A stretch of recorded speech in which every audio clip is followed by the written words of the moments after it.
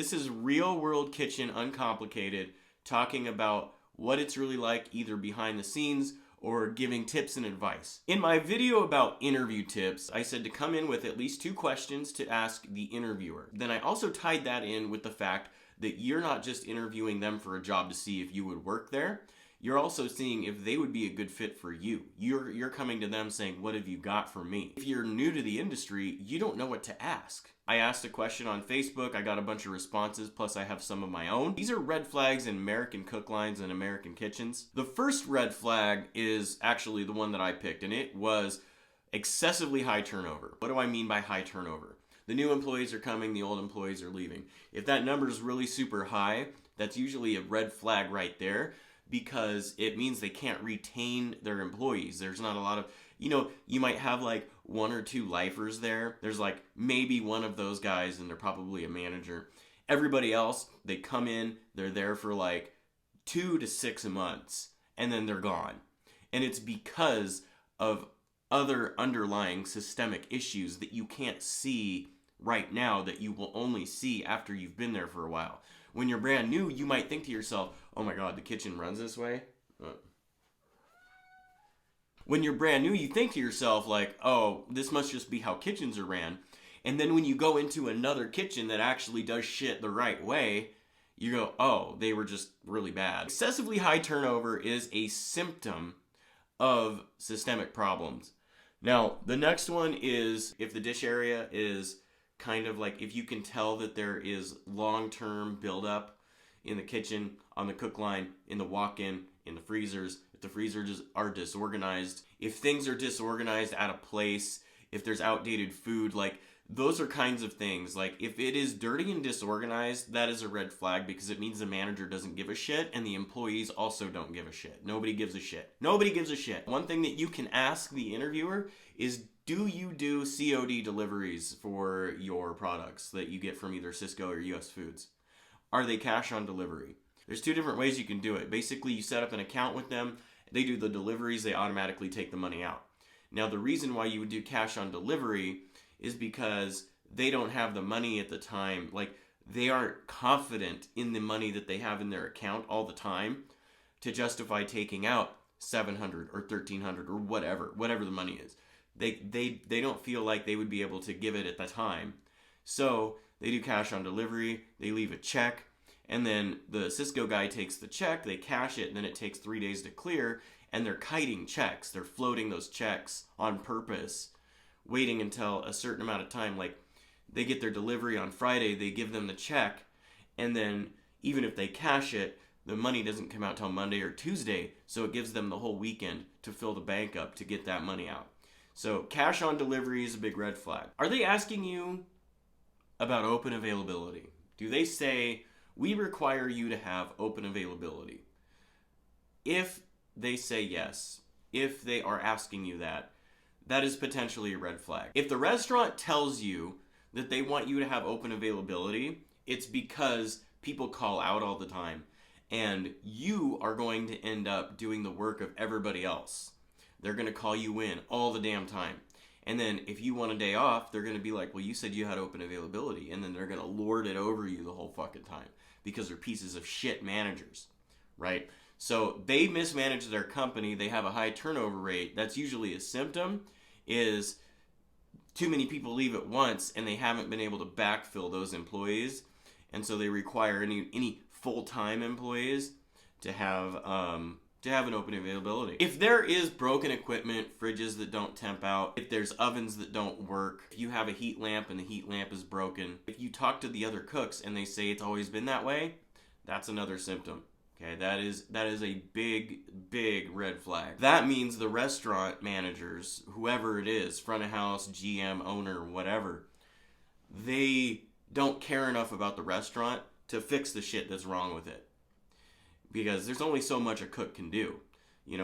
I actually worked in a place where we had to pack all of our reach-ins and cold bars with ice because everything would always temp out at like 60 degrees. And so we had to go buy ice and fill up the coolers with ice just so things would temp out. And it's just bullshit. Oh, and if you're wondering what temp out means, I actually did a video on a bunch of different phrases that cooks and chefs use for this exact reason. So I suggest checking out that video. I'll leave it up here. Sometimes I forget, but if you see something up there, click on it. It'll take you there. If you have a pay that you know that you're worth, and they tell you, well, during training, we are going to start you at $9.50 an hour, and then after your training and we see that you're good, then we will boost your pay up and we will pay you the pay that you're asking. Okay? So that's how it's gonna work. Is that okay with you? You know what you say? Fuck you, bitch. And then you walk out. Because you know what they do? I even got this shit in writing. I got this shit in writing in a contract because I didn't trust them. Not contract. I got it in writing though. So what it was they told me they would pay me a certain amount for this new position I was taking. And then after a certain period, about 3 to 6 months, they would bump my pay up by about $4, giving me the actual pay that I wanted, right? Well, that never happened.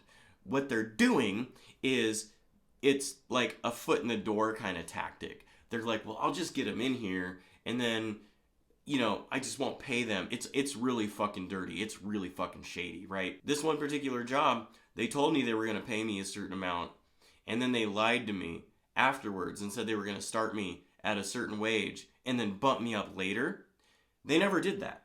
And they never wanted to do that. Their intention was to get me to start working for the pay that they said, and then they would drag their feet for months and months. Like, oh, we're just waiting for this to happen. We're just waiting to get through this, we're just waiting to get through the winter service because it's slower. Just get the fuck out of here. Get the fuck out of here with your pay bullshit. If you are confident about the pay that you want, do not take less. Tell them, I'm sorry, this is the pay that I requested. Be confident in your pay. And if they don't want to give you that pay, find another job. I know it's going to be hard. If you're unemployed, you may have to settle at the time, but don't stay there. I'm not going to fucking sit there and tell you to settle for something and just like undervalue yourself, right? Start there. Look for another job in the meantime and fuck them because they don't care about you either. Does the hiring manager want you to start right away without giving any notice to your other job? I mean, to me, that's a huge red flag because that tells me that they don't give a shit about your record is extremely important, especially in the food industry, and especially if you are going to be in a smaller city setting, because chefs and stuff will talk to each other a lot, and there's groups on Facebook that they get into and stuff like that. And so burning your bridges, I mean, if it's a shitty employer, that's one thing, but burning your bridges is usually never a really good idea, and an employer encouraging you to do that is really bad.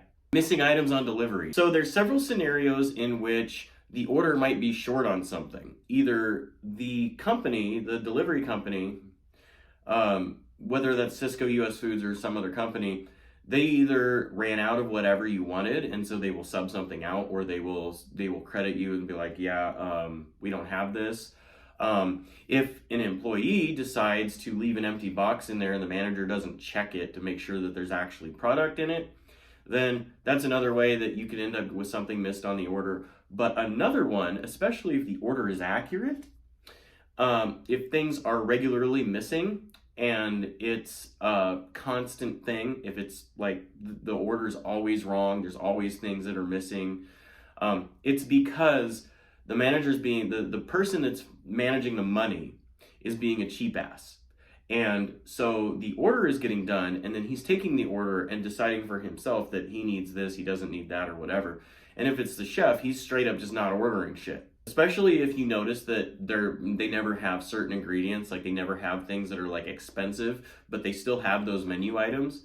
That's a huge red flag. If you are running a restaurant and you notice that you can't afford to keep something on the menu full time, what you're supposed to do is just remove it off the menu and not have it. Maybe have it as a special or something. Do they pay some employees under the table? Well, if they are paying employees under the table, that's also another good sign, because it means that they're trying to dodge taxes, or those people probably shouldn't be working anywhere in the US without, there could be some legal issues or legal reasons why they're not working.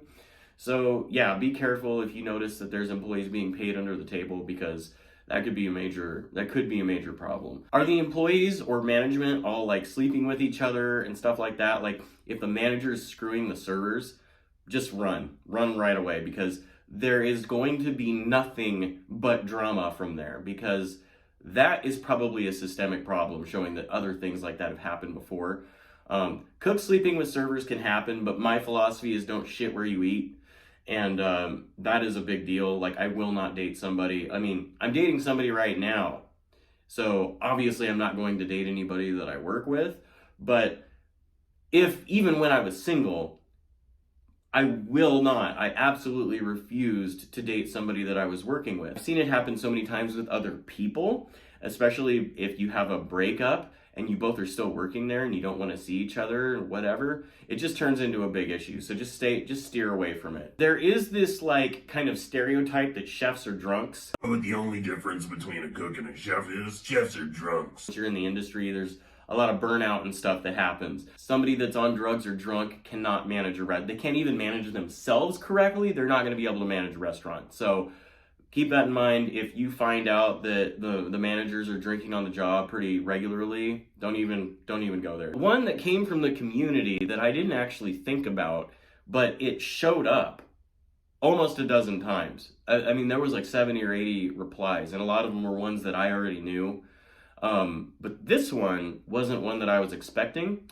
And if the manager tells you something like, we're all family here, or it's just like a big family, that seems to be a red flag. One of the people specifically said, when boss man tells you we are like family, that means they will disrespect you and treat you like shit. But it's okay, because we are a family. I have a family. I want a professional workplace where I can come in and do my work. I don't need a family at work. I totally agree.